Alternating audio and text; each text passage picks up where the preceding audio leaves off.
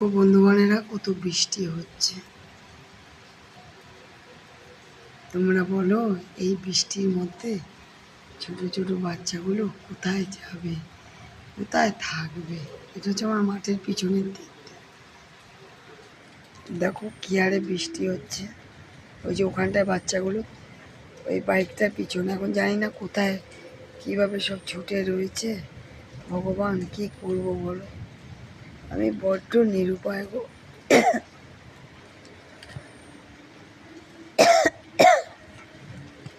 দেখো, আমার বড্ড চিন্তা হচ্ছে গো, কোথায় যাবে এই বাচ্চাগুলো।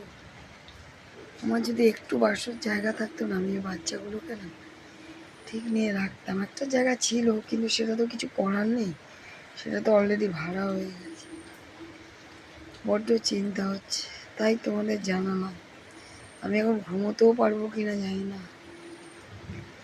তা যাই হোক, তোমাদের দেখালাম। আর কি বলবো, তোমাদেরই তো জানাবার, কাকে আর জানাবো।